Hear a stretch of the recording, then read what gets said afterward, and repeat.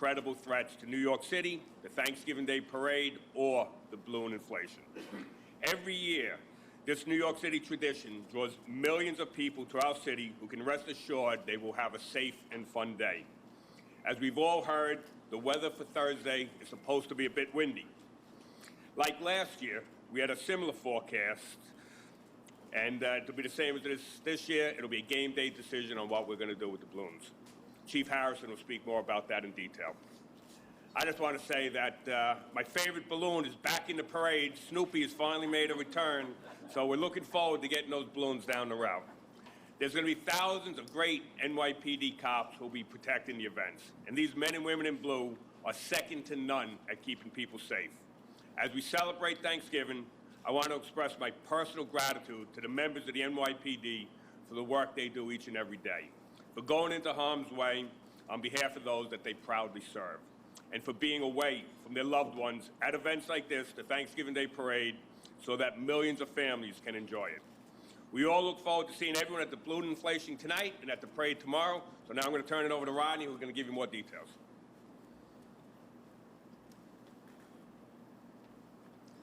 So good morning, everybody. No pressure about tomorrow, correct? So if I could just talk about the balloon inflation, and then I'll go into the 93rd Thanksgiving Day Parade. So we're allowing people to line up for the balloon inflation at 12 o'clock. That's going to be at 73rd Street in between Columbus and Central Park West. And then we're going to allow people into the viewing sites for the parade at 1 o'clock, and that will go until 8 o'clock p.m. Once again, prohibited items are going to be no coolers, no backpacks, no chairs, and no umbrellas. In regards to the parade starts tomorrow morning at 9 o'clock, 9:05 a.m. It starts off at 7 and Central Park West. It's going to go southbound to Columbus Circle, 59th. It will then go eastbound on 59th down to 6th Avenue. It will then go from 6th Avenue, go southbound to 34th Street, and then finish up in front of the grandstand where the big guy, I'm looking forward to seeing him, Santa Claus, will finish up the route at 12 o'clock. There'll be no pedestrian crossing on Central Park West, but we will have 6 pedestrian crossings on 6th Avenue. And there'll be rolling street closures for the event. So regarding the balloons, there are 16 large character balloons. We have a sergeant that has been trained to these balloons assigned to each one of the balloons.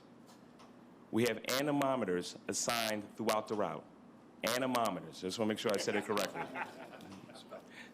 There are going to be 7 of them throughout the route. There's one on 77th, 72nd, 59th, 57th, 50th, 42nd, and 34th. These sergeants are well trained to read the anemometers to identify the height of where we can allow the balloons to go up. The balloons could actually go up to 55 feet in height, but if it comes to a situation where there's some public safety, we will bring them down to 10 feet. The wind gusts of concerns, if we have winds that are sustained at 23 miles per hour, we'll make a game, day, or time decision regarding the height of the balloons. If we have gusts at 34 miles per hour, we will also make a decision regarding the heights of the balloons. So once again, we're going to do a lot of audibles and a lot of last-second decisions. But at the end of the day, public safety is paramount, and we want everybody to enjoy the event. I'm going to pass it over to Jimmy Waters.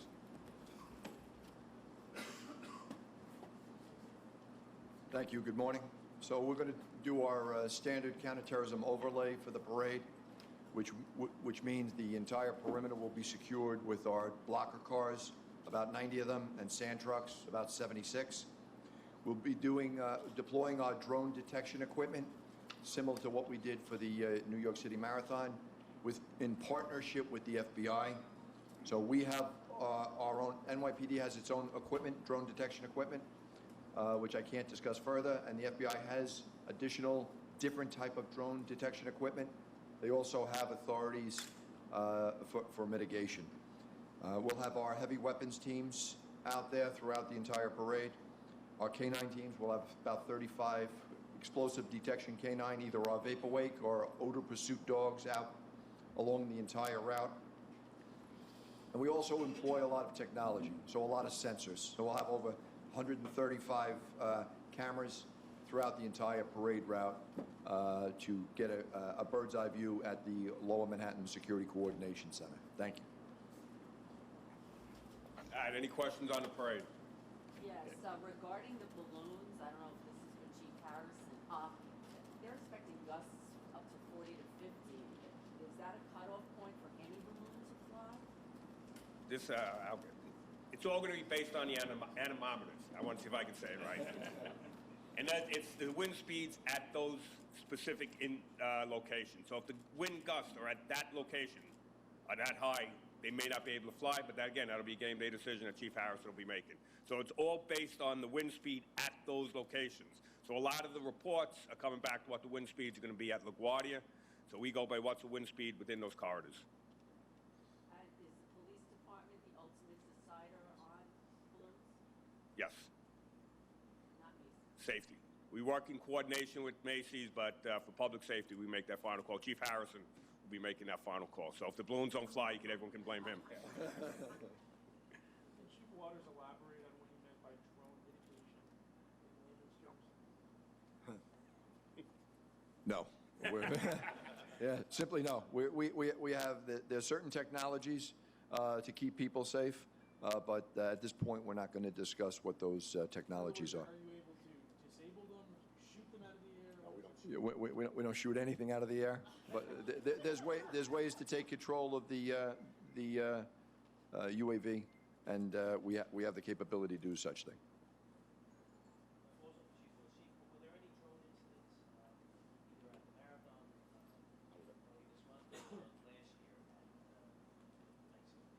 I'll have to get back to you on the last year, but we did have a couple of detections during Unger, which were all non-hostile.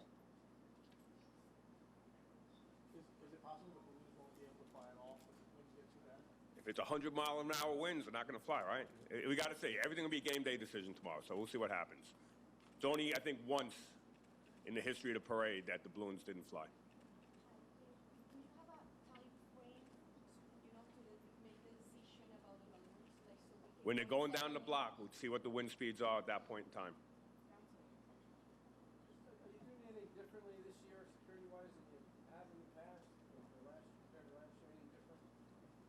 No, again, we've been working these plans. We've looked at them forever. We have the route secured. We're very, very comfortable that it's going to be a safe day. Is it possible some of the balloons can fly, others can't? Right? Yeah. Yeah, good. Discuss that. So, yes, I mean, some of our balloons are larger than others. I believe the largest balloon this year is the SpongeBob and Gary balloon. The second one is the Paw Patrol. They're about 18,000 cubic square feet. So, of course, during certain areas of the route, there may be a little bit more of a struggle regarding how we can contain it. So, once again, as we'll evaluate it, if we have to bring it down to 10 feet, then so be it. And if we have a struggle or we see a concern about public safety, then we'll make a decision at that time. Is the worry that the balloon might hit someone or hit a pole, or talk about that? Obviously, it happened twice in the past. 1997, we had an incident over by Central Park, and in 2005, we had an incident down by 42nd Street. So that is our main concern, to make sure that those balloons can get down the route safely. Chief Waters, astronaut Snoopy aside, can you talk about the nature of the threat that you are concerned about? It seems like it's morphed a bit. The security bulletin you guys are working with the FBI says domestic terror and kind of the overseas terror threat, but it seems like domestic terror is kind of taking over as the main. So they seem to be the new topic of conversation. We've been talking about Al-Qaeda since 2001. We see ISIS in the last 6 years or so. We've always had an eye. We looked at domestic terrorism pre-9/11, throughout the FALN and other groups like that. So the bottom line is we have to take a look at all of those groups and all of those people. Our concerns, obviously, are homegrown. People that decide to self-radicalize. You don't have to make a trip to Afghanistan and get trained anymore. You can get trained in your mother's basement. So, you know, between the JTTF and the Intelligence Bureau, all our partners in federal state agencies, all working sources and methods of information, gathering that intelligence, sifting through that. We take that information, we train to that information, and we deploy the officers and all the equipment to protect. It'll be a very safe event tomorrow. You mentioned earlier for the balloon inflation of what you can and can't bring for soundbite purposes. Can you say the same thing for the parade? What can and can't you bring? Yeah, so pretty much the same items. No coolers, no chairs, no umbrellas, no large bags. You know, we'll have the appropriate security out there. I have the utmost faith in the men and women as well as from the NYPD to make sure it's a safe event. One thing I just wanted to hit on, that even if we have to move a large character balloon from the route, we still have a bunch of performers that are going to be out there as well as we have other small helium balloons as well. So we have to move something off the route. That may be the situation, but the event will still go on. So you would be moving, if let's say an anemometer has a high recording. Yeah. You'd move, how would you do it? Go down a side street? We would take it off a side street and deflate it on a side street if need be. Once again, it's just, we find it where there's a situation where we can't maintain or control the balloon, then we would make a decision at that time if need be. If need be.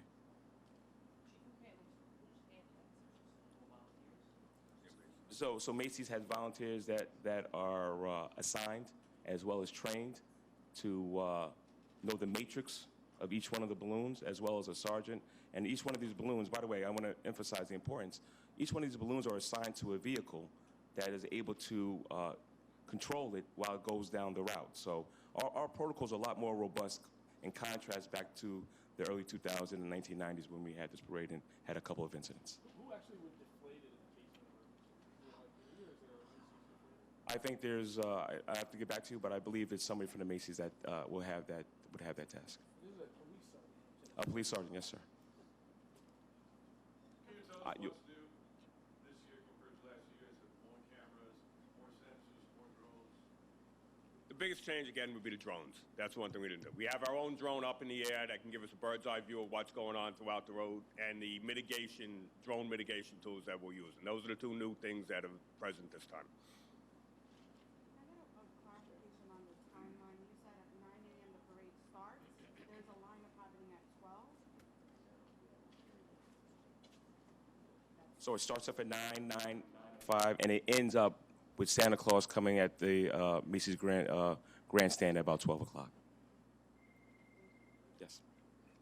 Santa comes regardless of the wind. Santa's going to be across that route. This is going to be a great parade. If a balloon has to come off the route, there's still a lot of other entertainers that are going to be coming down the route. And just remember, last year we had the same conversation on Wednesday, and there were no issues whatsoever with the balloons. So come out and enjoy this parade. It's going to be a great day. All right, thank you very much. Happy Thanksgiving.